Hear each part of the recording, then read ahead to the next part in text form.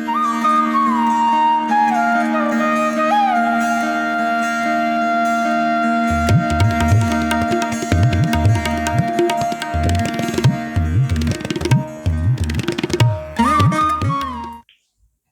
ಶ್ರೀ ಗುರುಭ್ಯೋ ನಮಃ. ಪ್ರಿಯ ಸ್ನೇಹಿತರೆ, ಎಲ್ಲರಿಗೂ ನಮಸ್ಕಾರಗಳು. ಜ್ಯೋತಿಷ ಶಾಸ್ತ್ರದ ಸೂಕ್ಷ್ಮಗಳನ್ನು ತಿಳಿದುಕೊಳ್ಳುವ ನಮ್ಮ ಸಂಚಿಕೆಗಳನ್ನು ನಿಮ್ಮ ಜೊತೆ ಹಂಚಿಕೊಳ್ಳುವುದರಲ್ಲಿ ಕೆಲವು ದಿನಗಳು ವಿಳಂಬವಾಗಿತ್ತು. ಕಾರಣ, ನಾನು ಒಂದು ಮೆಡಿಕಲ್ ಅಸ್ಟ್ರಾಲಜಿ ರಿಸರ್ಚ್ ಅಲ್ಲಿ ಭಾಗವಹಿಸುತ್ತಿದ್ದೆ. ಆದ್ದರಿಂದ ವಿಡಿಯೋಗಳನ್ನು ತಯಾರು ಮಾಡೋಕ್ಕಾಗಲಿಲ್ಲ. ಇನ್ನು ಮುಂದೆ ನಮ್ಮ ವಿಡಿಯೋಗಳು ಯಾವ ವಿಳಂಬವೂ ಇಲ್ಲದೆ ಇನ್ನಷ್ಟು ಹೊಸ ಸೂಕ್ಷ್ಮಗಳೊಟ್ಟಿಗೆ ಬರುತ್ತಿರುತ್ತವೆ. ಆ ವಿಡಿಯೋಗಳನ್ನು ತಪ್ಪದೇ ನೋಡಿ ನಿಮ್ಮ ಬೆಂಬಲವನ್ನು ನೀಡಬೇಕೆಂದು ವಿನಂತಿಸುತ್ತೇನೆ. ಈ ಹಿಂದಿನ ಭಾಗದಲ್ಲಿ ಜಾತಕದಲ್ಲಿ ವೈವಾಹಿಕ ವಿಷಯದಲ್ಲಿರುವ ಕೆಲವು ಸೂಕ್ಷ್ಮಗಳನ್ನು ತಿಳಿದುಕೊಂಡೆವು. ಇವತ್ತಿನ ದಿನ ಜಾತಕದಲ್ಲಿರುವ ಕೆಲವು ಗ್ರಹಗಳ ಸೇರುವಿಕೆ ಯಾವ ರೀತಿಯಲ್ಲಿ ಅವರವರ ದಾಂಪತ್ಯ ಜೀವನದಲ್ಲಿ ಫಲಗಳನ್ನು ಕೊಡುತ್ತವೆ ಎಂದು ನೋಡೋಣ. ಒಂದು ಗಂಡಿನ ಜಾತಕದಲ್ಲಿ ಶುಕ್ರ ಮತ್ತು 7ನೇ ಭಾವಾಧಿಪತಿ ಶುಭವಾಗಿರಬೇಕು. ಅಂದರೆ ಯಾವ ಅಶುಭ ಸಂಬಂಧಗಳು ಇಲ್ಲದೆ ಇರಬೇಕು. ಅಶುಭ ಸಂಬಂಧ ಅಂದರೆ ಏನು ಅಂತ ನಿಮಗೆ ಹಿಂದಿನ ವಿಡಿಯೋಗಳಲ್ಲಿ ತಿಳಿಸಿದ್ದೇನೆ. ಅಂದರೆ ಶುಕ್ರ ಮತ್ತು 7ನೇ ಭಾವಾಧಿಪತಿ ಅಶುಭ ಗ್ರಹಗಳಾದ ರಾಹು, ಕೇತು, ಶನಿ, ಸೂರ್ಯನ ಸೇರುವಿಕೆ, ದೃಷ್ಟಿ, ಅವರ ನಕ್ಷತ್ರಗಳಲ್ಲಿ ಸ್ಥಿತವಾಗಿರುವುದು, 6, 8, 12ನೇ ಭಾವಗಳಲ್ಲಿರುವುದು, 6, 8, 12ನೇ ಭಾವಾಧಿಪತಿಗಳೊಟ್ಟಿಗೆ ಸೇರುವಿಕೆ ಎನ್ನುವ ಸ್ಥಿತಿಗಳನ್ನು ಅಶುಭ ಸಂಬಂಧ ಎಂದು ಹೇಳಲಾಗುತ್ತದೆ. ಅದೇ ರೀತಿ ಆ ಗ್ರಹಗಳ ನೀಚ, ಅಸ್ತಂಗತ ಎನ್ನುವ ಸ್ಥಿತಿಗಳು ಬಲಹೀನಪಡಿಸುತ್ತವೆ. ಇಲ್ಲಿ ಸೂರ್ಯ ಅರ್ಧ ಶುಭ ಅರ್ಧ ಅಶುಭನಾಗುತ್ತಾನೆ ಎನ್ನುವುದನ್ನು ನೆನಪಿನಲ್ಲಿಟ್ಟುಕೊಳ್ಳಿ. ಗಂಡಿನ ಜಾತಕದಲ್ಲಿ ಹೇಗೆ ಶುಕ್ರ ಕಳತ್ರ ಕಾರಕನಾಗುತ್ತದೆಯೇ ಅದೇ ರೀತಿ ಹೆಣ್ಣಿನ ಜಾತಕದಲ್ಲಿ ಕುಜ ಕಳತ್ರ ಕಾರಕನಾಗೋದರಿಂದ ಇಲ್ಲಿ ಹೇಳಿದ್ದ ವಿಷಯಗಳ ಜೊತೆ ಕುಜನು ಅಶುಭ ಸಂಬಂಧಪಟ್ಟಿರಬಾರದು. ಈ ರೀತಿ ಅಶುಭ ಸಂಬಂಧ ಇದ್ದರೆ ಆ ವ್ಯಕ್ತಿಗಳ ದಾಂಪತ್ಯ ಜೀವನದಲ್ಲಿ ಯಾವುದೇ ಒಂದು ರೂಪದಲ್ಲಿ ಸಮಸ್ಯೆಗಳು ಬರುತ್ತಿರುತ್ತದೆ. ಒಬ್ಬರ ಬಗ್ಗೆ ಇನ್ನೊಬ್ಬರು ಟೀಗಿಸುವುದು, ನುಣತೆಗಳನ್ನು ಕಂಡುಹಿಡಿಯುವುದು, ಕೆಟ್ಟ ಅಭ್ಯಾಸಗಳು, ಕೆಟ್ಟ ಚಟುವಟಿಕೆಗಳು, ಕೆಟ್ಟ ಸಂಬಂಧಗಳು, ದಾಂಪತ್ಯದಲ್ಲಿ ಆಸಕ್ತಿ ಇಲ್ಲದೆ ಇರುವುದು, ವಿಚ್ಛೇದನ, ಕುಟುಂಬದವರೊಟ್ಟಿಗೆ ಹೊಂದಾಣಿಕೆ ಇಲ್ಲದೆ ಇರುವುದು ಎನ್ನುವ ಹಲವಾರು ಸಮಸ್ಯೆಗಳು ಉಂಟಾಗುತ್ತಿರುತ್ತದೆ. ಗಂಡ ಅಥವಾ ಹೆಂಡತಿ ವ್ಯಕ್ತಿಕವಾಗಿ ತುಂಬಾ ಒಳ್ಳೆಯವರಾಗಿರುತ್ತಾರೆ, ಆದರೆ ದಾಂಪತ್ಯ ಜೀವನದಲ್ಲಿ ಸಮಸ್ಯೆಗಳು ತುಂಬಿರುತ್ತದೆ. ಈ ಸಮಸ್ಯೆಗಳಿಗೆ ಕೆಲವು ಗ್ರಹಗಳ ಸೇರುವಿಕೆ ಪ್ರಾಮುಖ್ಯವಾಗಿರುತ್ತದೆ. ಉದಾಹರಣೆಗೆ ರಾಹು, ಕೇತು, ಶನಿ ಜೊತೆ ಕಳತ್ರಕಾರಕನಾದ ಶುಕ್ರ ಅಥವಾ ಕುಜನ ಸೇರುವಿಕೆ ತುಂಬಾ ಹತ್ತಿರ ಇದ್ದರೆ ದಾಂಪತ್ಯ ಜೀವನದಲ್ಲಿ ಸಂತೋಷಕ್ಕೆ ತಡೆ ಇರುತ್ತದೆ. ಅಂದರೆ ರಾಹು ಭೋಗಕಾರಕನಾಗಿ ಗಂಡ ಹೆಂಡತಿಯರಲ್ಲಿ ಒಬ್ಬರಿಗೆ ಲೈಂಗಿಕ ವಿಷಯದಲ್ಲಿ ಹೆಚ್ಚಿನ ಆಸಕ್ತಿ ಇರುತ್ತದೆ, ಆದರೆ ಇನ್ನೊಬ್ಬರಿಗೆ ಇರುವುದಿಲ್ಲ.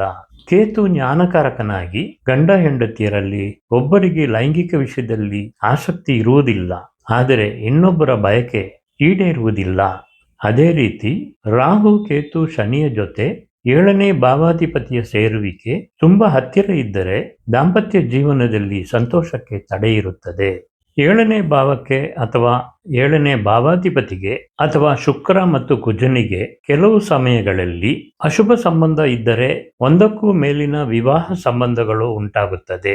7ನೇ ಭಾವ ಮತ್ತು 7ನೇ ಭಾವಾಧಿಪತಿಗೆ ರಾಹುವಿನ ಅಥವಾ ಶನಿಯ ಸಂಬಂಧ ಇದ್ದರೆ ಮದುವೆ ವಿಷಯದಲ್ಲಿ ಕೆಲವು ಸುಳ್ಳುಗಳನ್ನು ಹೇಳಿರುತ್ತಾರೆ. 7ನೇ ಭಾವ ಮತ್ತು 7ನೇ ಭಾವಾಧಿಪತಿಗೆ ಕೇತುವಿನ ಸಂಬಂಧ ಇದ್ದರೆ ಮದುವೆ ವಿಷಯದಲ್ಲಿ ಅಷ್ಟು ಒಳಗೊಳ್ಳುವಿಕೆ ತೋರಿಸುವುದಿಲ್ಲ.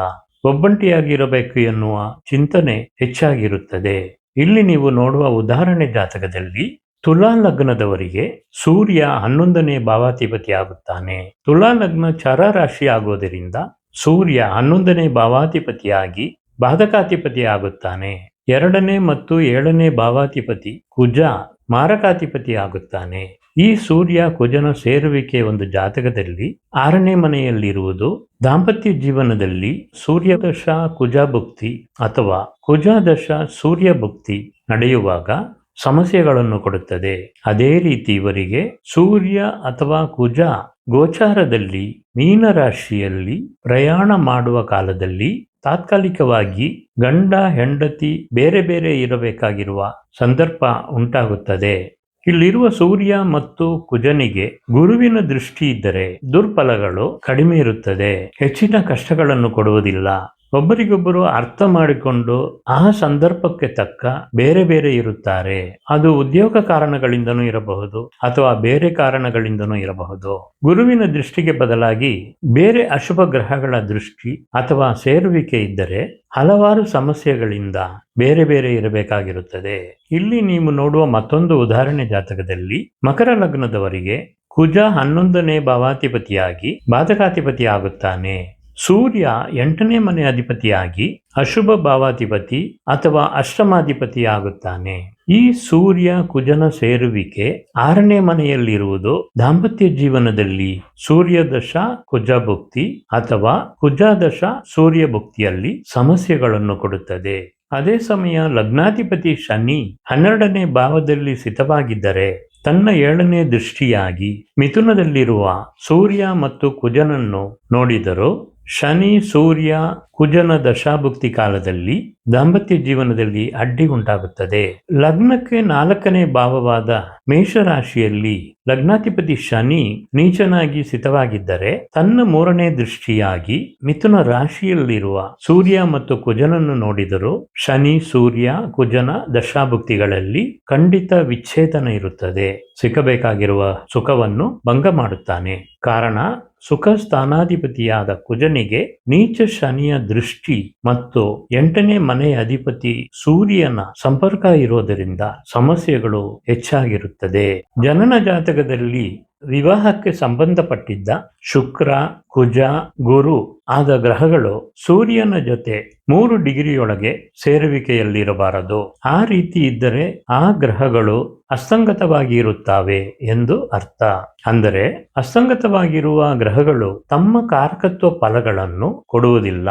ಒಂದು ಗಂಡಿನ ಜಾತಕದಲ್ಲಿ ಕಳತ್ರ ಕಾರಕನಾದ ಶುಕ್ರ ಸೂರ್ಯನ ಜೊತೆ 3 ಡಿಗ್ರಿಯೊಳಗೆ ಸೇರುವಿಕೆಯಲ್ಲಿದ್ದರೆ ಶುಕ್ರ ಅಸ್ತಂಗತವಾಗಿ ಇರುತ್ತಾನೆ. ಈ ಸ್ಥಿತಿಯಲ್ಲಿ ಆ ಜಾತಕನಿಗೆ ಹೆಣ್ಣಿಂದ ಯಾವ ಸುಖವೂ ಸಿಕ್ಕುವುದಿಲ್ಲ, ಸಂತೋಷ ಇರುವುದಿಲ್ಲ, ಇಬ್ಬರಿಗೂ ಹೊಂದಾಣಿಕೆ ಇರುವುದಿಲ್ಲ. ಗಂಡ ಹೆಂಡತಿ ಇಬ್ಬರ ಜಾತಕದಲ್ಲೂ ಶುಕ್ರ ಮತ್ತು ಕುಜ ಅಸ್ತಂಗತವಾಗಿದ್ದರೆ ಗಂಡ ಹೆಂಡತಿ ಇಬ್ಬರು ಒಂದೇ ಮನೆಯಲ್ಲಿದ್ದರೂ ಒಳ್ಳೆಯ ಸ್ನೇಹಿತರಾಗಿರುತ್ತಾರೆ. ಆದರೆ ದಾಂಪತ್ಯ ವಿಷಯದಲ್ಲಿ ಅಷ್ಟು ಆಸಕ್ತಿ ಇರುವುದಿಲ್ಲ. ಅದೇ ರೀತಿ ಶುಕ್ರ ಸೂರ್ಯನಿಂದ ಹೆಚ್ಚಿನ ದೂರದಲ್ಲಿದ್ದರೆ, ಅಂದರೆ 40 ಡಿಗ್ರಿಗೂ ಹೆಚ್ಚಿನ ದೂರದಲ್ಲಿ ಇದ್ದರೆ ಗಂಡ ಹೆಂಡತಿಯರೊಳಗೆ ದಾಂಪತ್ಯ ಸುಖದಲ್ಲಿ ಕೊರತೆ ಇರುತ್ತದೆ ಅಥವಾ ಸಂತೋಷ ಇರುವುದಿಲ್ಲ. ಇಲ್ಲಿ ನೀವು ನೋಡುವ ಜಾತಕದಲ್ಲಿ ಶುಕ್ರ ಸೂರ್ಯನಿಂದ 41 ಡಿಗ್ರಿ ದೂರದಲ್ಲಿ ಇರುತ್ತಾನೆ. ಈ ವ್ಯಕ್ತಿಗೆ ಮದುವೆ ಮಾತ್ರ ಆಗಿತ್ತು, ಆದರೆ ದಾಂಪತ್ಯ ಸುಖದಲ್ಲಿ ಕೊರತೆ ಇತ್ತು. 5ನೇ ಭಾವಕ್ಕೆ 7ನೇ ಅಧಿಪತಿಯಾದ ಗುರುವಿನ ದೃಷ್ಟಿ ಇದ್ದಿದ್ದರಿಂದ ಅದು ಪ್ರೇಮ ವಿವಾಹವಾಗಿತ್ತು.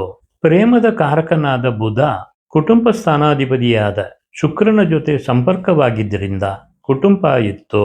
ಆದರೆ ದಾಂಪತ್ಯದಲ್ಲಿ ಯಾವುದೇ ಸುಖವು ಲಭ್ಯವಾಗಲಿಲ್ಲ. ಎಲ್ಲ ಆಶೆಗಳನ್ನು ನೆರವೇರಿಸುವ 11ನೇ ಭಾವದಲ್ಲಿ 12ನೇ ಭಾವಾಧಿಪತಿ ಸೂರ್ಯ ಸ್ಥಿತವಾಗಿರುತ್ತಾನೆ. ಅವನು ಶನಿಯ ಪುಷ್ಯ ನಕ್ಷತ್ರದಲ್ಲಿ ಸ್ಥಿತವಾಗಿರುತ್ತಾನೆ. ಶನಿ ವೈವಾಹಿಕ ಭಾವವಾದ ಮೀನ ರಾಶಿಯಾದ 7ನೇ ಭಾವಕ್ಕೆ 12ನೇ ಭಾವವಾದ ಅಂದರೆ ವ್ಯಯ ಭಾವವಾದ ಕುಂಭರಾಶಿಯಲ್ಲಿ ಸ್ಥಿತವಾಗಿರುತ್ತಾನೆ. ಅದು ಲಗ್ನಕ್ಕೆ 6ನೇ ಭಾವವಾಗುತ್ತದೆ. ಆದ್ದರಿಂದ ಸೂರ್ಯ ಶನಿಯ ನಕ್ಷತ್ರದಲ್ಲಿ ಇರುವುದರಿಂದ ಸೂರ್ಯನಿಗೆ 6 ಮತ್ತು 12ನೇ ಭಾವಗಳ ಸಂಪರ್ಕ ಇರುತ್ತದೆ. ಇದು ದಾಂಪತ್ಯ ಜೀವನಕ್ಕೆ ನಕಾರಾತ್ಮಕ ಫಲಗಳನ್ನು ಕೊಡುತ್ತದೆ. ಅದೇ ಸಮಯ ಸೂರ್ಯನಿಗೆ ಸ್ಥಾನ ಕೊಟ್ಟಿರುವ ಚಂದ್ರ ನೀಚನಾಗಿ ತನ್ನ ಶತ್ರುವಾದ ರಾಹುವಿನ ಜೊತೆ ವೃಶ್ಚಿಕ ರಾಶಿಯಲ್ಲಿ ಬಲಹೀನನಾಗಿರುತ್ತಾನೆ. ಇದು ಸಹ ದಾಂಪತ್ಯ ಜೀವನಕ್ಕೆ ನಕಾರಾತ್ಮಕ ಫಲಗಳನ್ನು ಕೊಡುವುದಾಗಿರುತ್ತದೆ. ಆದ್ದರಿಂದ ದಾಂಪತ್ಯ ಸುಖಗಳಲ್ಲಿ ಕೊರತೆ ಇರುವುದರಿಂದ ಇವರಿಗೆ ಪುತ್ರ ಭಾಗ್ಯದಲ್ಲೂ ಸಮಸ್ಯೆ ಇತ್ತು. ಕಾರಣ ಪುತ್ರಕಾರಕನಾದ ಗುರು ಕನ್ಯಾ ಲಗ್ನಕ್ಕೆ ಬಾಧಕಾಧಿಪತಿಯಾಗಿ ಪುತ್ರ ಸ್ಥಾನವಾದ ಮಕರ ರಾಶಿಯನ್ನು ದೃಷ್ಟಿಸುತ್ತಾನೆ. ಮತ್ತು ಪುತ್ರಕಾರಕ ಗುರು ಚಂದ್ರನ ಹಸ್ತ ನಕ್ಷತ್ರದಲ್ಲಿ ಸ್ಥಿತವಾಗಿರುತ್ತಾನೆ. ಚಂದ್ರ ಪುತ್ರ ಸ್ಥಾನಕ್ಕೆ 11ನೇ ಭಾವವಾದ ವೃಶ್ಚಿಕ ರಾಶಿಯಲ್ಲಿ ನೀಚನಾಗಿರುತ್ತಾನೆ.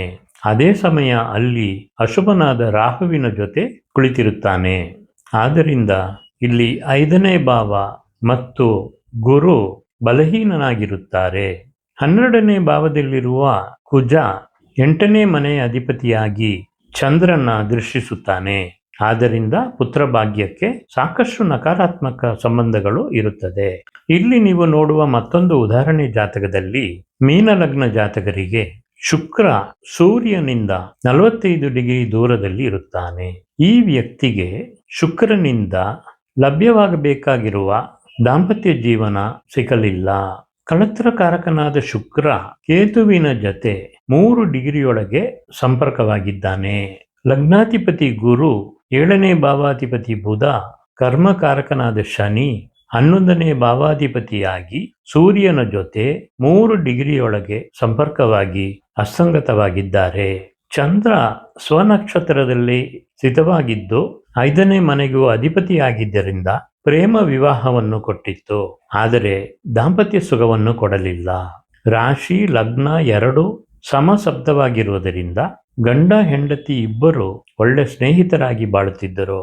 ಸ್ನೇಹಿತರೆ, ಇನ್ನು ಮುಂದಿನ ಭಾಗದಲ್ಲಿ ವೈವಾಹಿಕ ವಿಷಯದಲ್ಲಿ ಒಬ್ಬೊಬ್ಬರಿಗೂ ಅವರ ಬಾಳಲ್ಲಿ ಏನು ತಪ್ಪು ಮಾಡಲಿಲ್ಲ ಎಂದರೂ ಯಾಕೆ ಈ ರೀತಿಯಾದ ಕಷ್ಟ ನಷ್ಟಗಳು ಉಂಟಾಗುತ್ತದೆ ಎನ್ನುವುದನ್ನು, ಜ್ಯೋತಿಷ ಶಾಸ್ತ್ರದ ಪ್ರಕಾರ ಜಾತಕದಲ್ಲಿ ಯಾವ ಯಾವ ಕರ್ಮ ಕಾರಣಗಳಾಗುತ್ತದೆ ಎನ್ನುವುದನ್ನು, ಇನ್ನಷ್ಟು ಸೂಕ್ಷ್ಮಗಳನ್ನು ಉದಾಹರಣೆ ಜಾತಕಗಳೊಟ್ಟಿಗೆ ನೋಡೋಣ.